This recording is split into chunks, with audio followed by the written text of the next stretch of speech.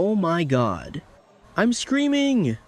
I literally cannot even deal with what is happening on General Hospital right now. I am shaking. Okay, but listen, you have to hear what is going down in Port Charles for this Monday, March 23 episode, because I was literally sitting on my couch, eating my dinner, minding my own business, and I actually choked on my pasta. I choked. My jaw dropped to the floor, and I had to pause the TV and text my group chat immediately, because this show is trying to send me into an early grave. I swear to you, these people are acting so unhinged, and I am taking it so personally. Why are they like this? I am so invested it's actually embarrassing, but whatever. Anyway, let me just break down what is happening, because my brain is going a million miles a minute, and I need to get this all out before I explode. So first of all, we have to talk about the absolute mess happening at the Quartermaine mansion, because it is giving me second-hand embarrassment so bad I want to crawl out of my skin. Okay, so picture this. Michael Corinthos and Jacinda Bracken are just hanging out at the gatehouse, right? And by hanging out, I mean they are completely 100% without clothes on. Naked. In the gatehouse. And who walks in on them? Olivia Quartermaine. I can't breathe. I am dead. Olivia is literally the last person on earth you want walking in on you in your birthday suit, because she is so loud and so dramatic, and she will make it everybody's business. I was yelling at my screen like, Michael, do you not know what a lock is? Lock the freaking door. Olivia is absolutely losing her mind, causing the biggest fuss ever, acting like the world is ending because, and get this, she's terrified that little Leo or Wiley could have walked in on them. Which, okay, fair point, that would be traumatizing for the kids, but Olivia needs to take a breath. She is making such a massive deal out of it, and I'm just sitting here like, Olivia, please, just walk back out and pretend you didn't see anything. But no, she has to make it a whole production. And don't even get me started on what happens next. Because Olivia is physically incapable of keeping her mouth shut, she obviously goes and tattles. But wait, before that happened, actually Michael is trying to do damage control. He is on the defensive big time. He's cornered by Tracy Quartermaine of all people. Tracy. The absolute queen of judgment. So now Michael is standing there looking all remorseful and guilty, defending himself to Tracy like a little boy who got caught stealing cookies. Except the cookies are Jacinda, and the jar is the gatehouse. Michael is literally pleading his case, saying that if he's failed at doing that, whatever that is, keeping his pants on maybe, then things need to change.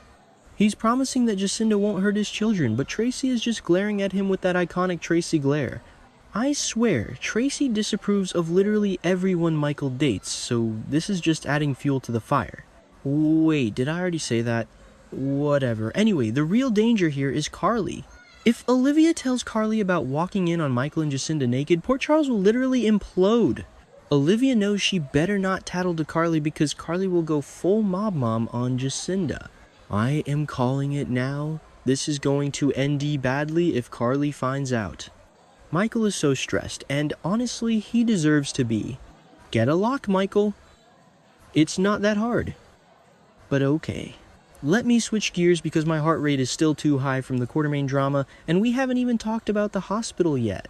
At General Hospital, things are literally life or death, and I am so anxious I could throw up. Brad Cooper's back on my screen, and I am so happy because I missed him, but he is stressing me out. Brad tracks down his ex, Lucas Jones, and he is practically shaking him by the shoulders.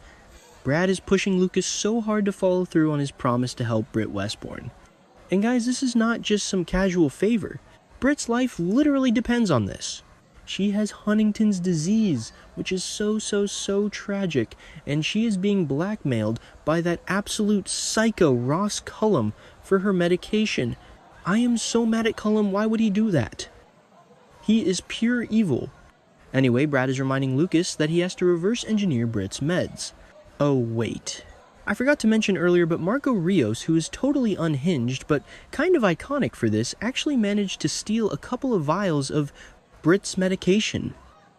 Marco went into the safe at Windermere and swiped them so Lucas could do his science magic and save Britt.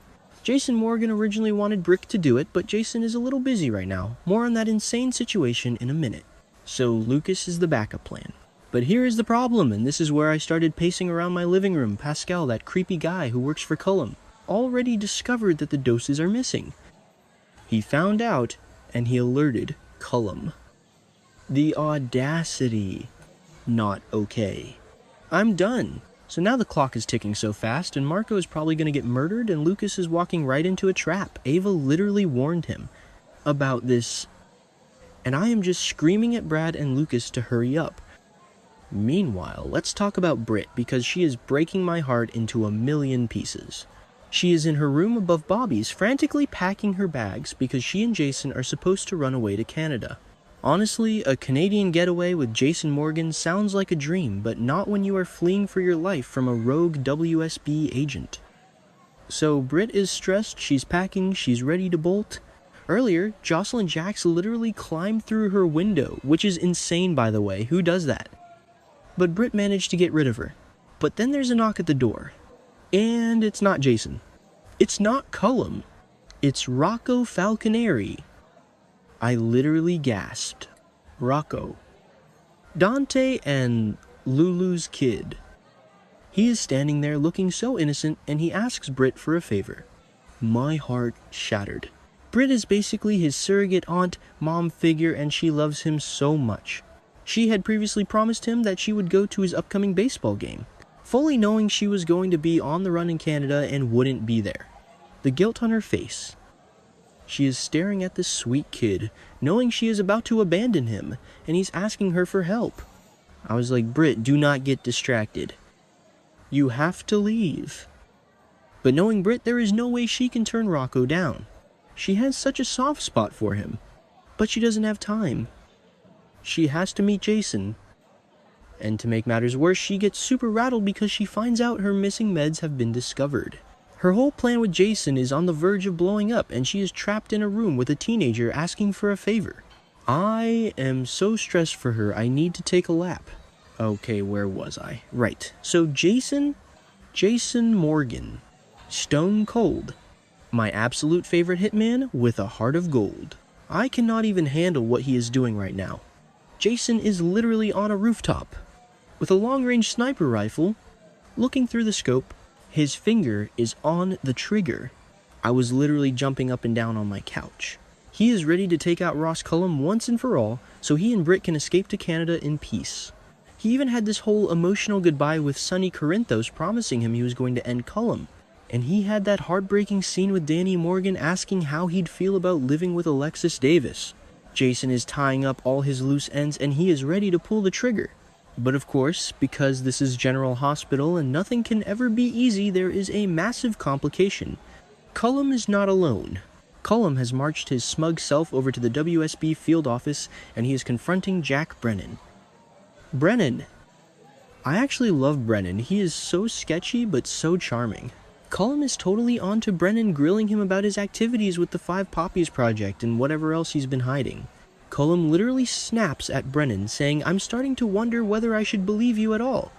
And they are arguing heatedly, right in Jason's line of sight. At this point, I'm yelling at my screen, Jason, take the shot. But don't hit Brennan. Jason is looking through the scope and these two men are pacing around arguing and Jack is completely in the crossfire. If Jack makes one wrong move, Jason could accidentally shoot him instead of Cullum. Or Jason could miss entirely and have to bolt without finishing the job, which means Cullum will still be hunting Britt. My anxiety is through the roof. Will Jason fire the shot? Will he hit the right guy? General Hospital spoilers say Jason has a super stressful episode ahead, and I believe it. Because I am stressed just watching him be stressed. Plus, we all know Steve Burton is taking a short break from the show, so this has to be his big exit storyline. Is he gonna go on the run? Is he gonna get captured by Cullum? Mark my words. This is going to end with a massive cliffhanger, and I am going to lose my mind waiting for the next episode. And just when I thought my brain couldn't take any more drama, we have to talk about Nathan West and Dante Falconeri. Nathan is at the PCPD commissioner's office with Dante, and he is sounding the alarm. Nathan is dead serious, warning Dante that Ross Cullum is incredibly dangerous and that he should not be anywhere near Lulu Spencer. I am so intrigued by this, because Nathan clearly knows way more about this dirty agent than he is letting on. Like, what is Nathan's history with Cullum? Why is he so protective of Lulu right now? I mean, I know Nathan and Lulu are trying to date, which has Maxie throwing an absolute fit, by the way. She is so jealous and resentful, it's honestly iconic, but this feels bigger than just boyfriend protectiveness. Nathan knows Cullum is a threat, and Dante is just standing there, probably so aggravated. Dante has been dealing with so much lately. Maxie already ambushed him to complain about Lulu and Nathan, and now Nathan is in his office warning him about rogue WSB agents. Dante is just trying to flirt with Elizabeth Baldwin and live his life, but he keeps getting dragged into everyone else's mess. But if Cullum is a threat to Lulu, Dante is gonna go full protective cop mode. I just know it. Honestly, I need to lay down. This show is doing too much to my nervous system. Between Michael being a naked idiot at the gatehouse, Olivia being a massive snitch, Brad and Lucas trying to be underground pharmacists, Britt having an emotional breakdown with Rocco, Jason playing sniper on a roof, Brennan almost getting shot, and Nathan dropping cryptic warnings. It is just too much. I can't even process it all. I am literally counting down the minutes until Monday because I need to know if Jason pulls that trigger. If he shoots Brennan by mistake, I am writing a strongly worded letter to the writers. Seriously, they need to let Britt and Jason go to Canada and be happy. But we all know that's not going to happen. It's going to be chaos. Pure, unadulterated chaos. And I am going to be sitting right here eating my pasta, screaming at my TV like a crazy person. I love this show so much it hurts. Okay, I'm done. I need a nap.